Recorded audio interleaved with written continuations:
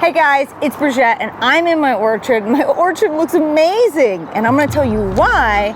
Before I do that, make sure you hit the like and subscribe button so you're notified anytime we put out a video. Okay, so it's April, so it's spring, and here in Southern California, we have gotten record amounts of rain, which has been stressful, but also so good for the garden. And there's one pro tip that a buddy of mine gave us, Craig. You've seen him on our videos. Well, I'm a bona fide tree nerd. And there's one particular tip that he gave me that was like mind-blowing. I'd never thought of it, and now I can't stop thinking about it because it makes so much sense. And I'm gonna talk about what that is and why it's made my orchard look amazing. I've got I have tons of fruit trees. We have over 30 on the property, but these two in particular look really good. And you can see they're full of blooms. And there's two reasons I can contribute their amazing growth this year. Two reasons I can contribute that to.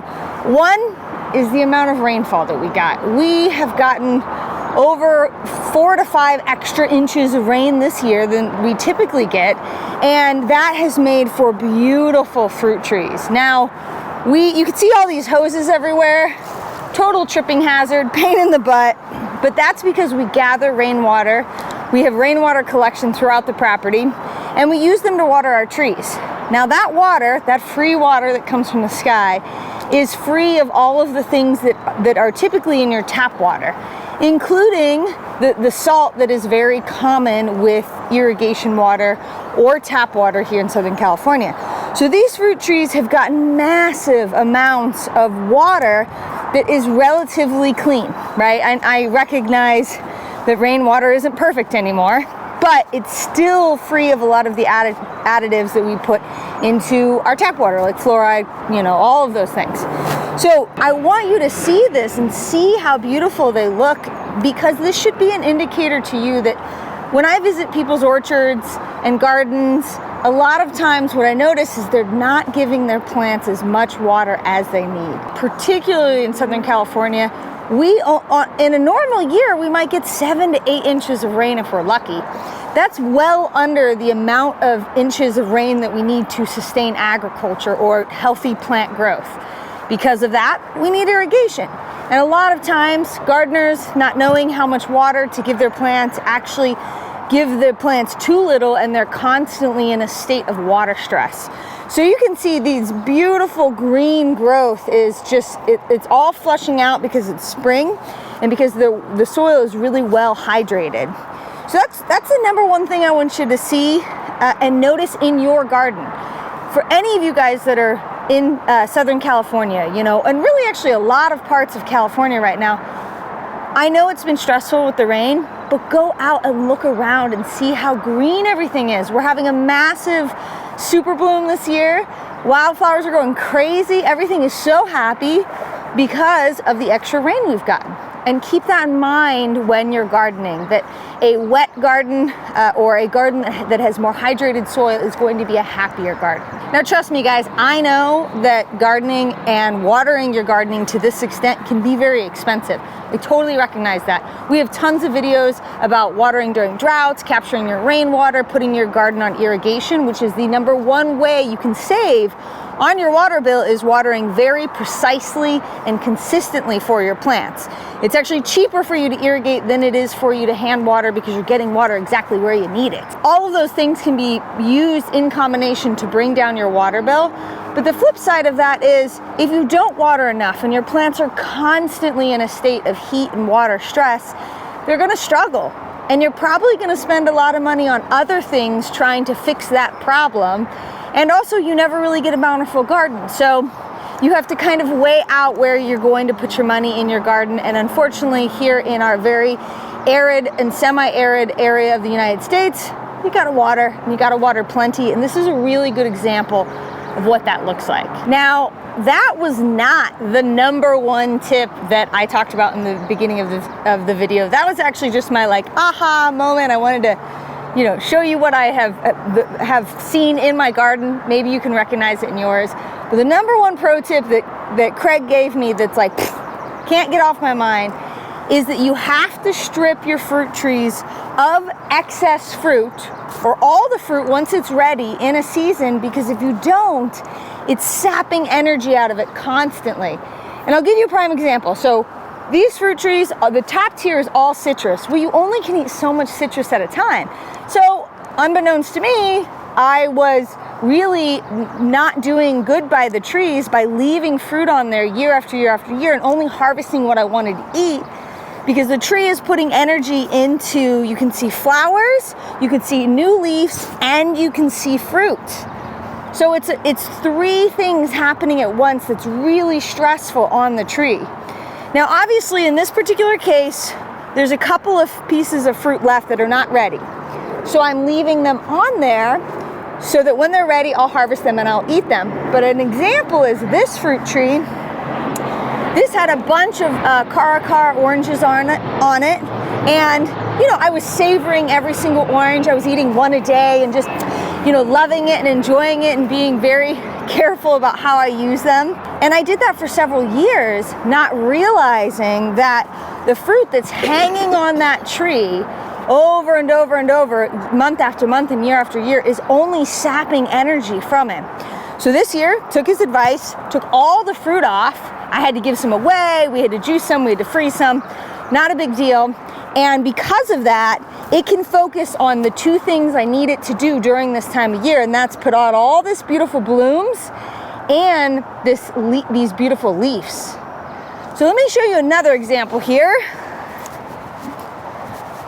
So I've got another fruit tree over here that we haven't completely stripped, and it needs to happen today. I'm gonna do it today, I promise. But we've got some amazing fruit on here, and some of it's small, it's not super beautiful fruit, very flavorful.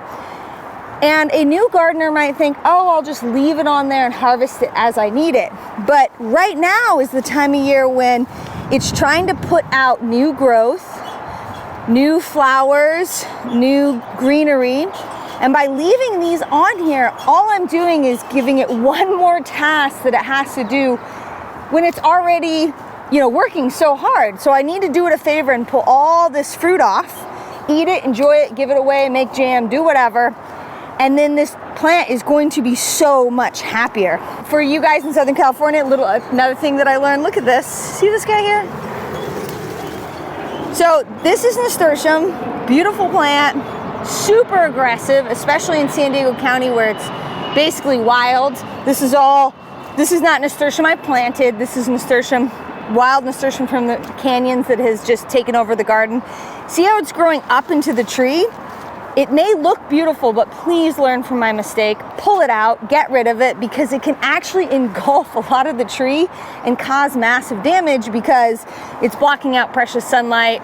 Insects get in there. So I have a lot of work to do today. I gotta pull all this out, and I gotta pull all this fruit off the trees so that my orchard can be as happy as possible. Sweet, so that was the educational part. Now I just wanna show off my garden. I got Nepali here, I got Moana here, I've got the baby here, the whole family's here. We're gonna check out the orchard. Things look really amazing. You can see all of this fabulous growth. Again, it's from the excess rain that we've gotten. It's also spring, so that's the time when it happens, but I will tell you, I've been on this property for 6 years now, and I've never seen growth explode as much as it has this year because of the extra rainfall. The other thing that's exploding is the nasturtium. Look at this. I can't even, I feel like I could hide. Can I hide in here? Can you see me? That didn't really work, but I feel like I could like hide. Can you see me? Barely. All of this nasturtium has got to go. I love it and it's beautiful, but the problem with keeping it in your orchard is it's just gonna grow up all over the trees, and it's also a huge tripping hazard, which I don't need right now because I have levels and it's taken over so much. So this will all get pulled and it'll go into the compost, and the chickens will love it. Great organic matter, but too much of it. So now I just want to show you all my varieties so you can see what we're growing. So we have a pink lemonade lemon. We have an Oro Blanco grapefruit, amazing. We have one 2, 3 nectarplums. Why 3? Because they're that amazing. Nectarplums are the best fruit in the world. If you don't have one in your orchard, you should. So I've got 3 trees here. I have a semi-dead apple. See, it does happen. It's okay, I'm vulnerable. I can be real with you guys. It's almost dead. So this guy's useless. I have a golden nugget mandarin. I have a, what is this guy? See, I have so many fruit trees. Oh, I'm blanking, Jeff. Wait a minute here. Tangelo. I have a tangelo, I have a Mexican lime, peach tree, and an apple, another peach tree down there, pomegranate, and a lime tree. This is an amazing strawberry fig, already starting to leaf out. This is a longanberry. It's like a lychee, amazing. I got the grapefruit, nectar plum, and then my beautiful lime tree.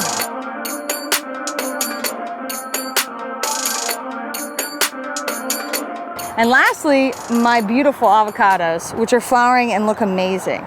So that's my orchard right now in a nutshell. In a year in California in which we have gotten epic amounts of rain, you can see what that rain has done for the trees. And it's also worth noting that the amount of mulch that I have in the garden contributes to that, because it means that I have a larger sponge to capture that water. And I've got all that beautiful microbiology happening. There's a lot of other parts to the orchard that are making it successful, but a little bit of extra rainfall definitely doesn't hurt. Also remember, if your trees are full of ripe fruit, take them off, enjoy them. The tree will be happier, you'll be loosening the burden on the tree, and it can focus on doing other things that are important for next year's harvest.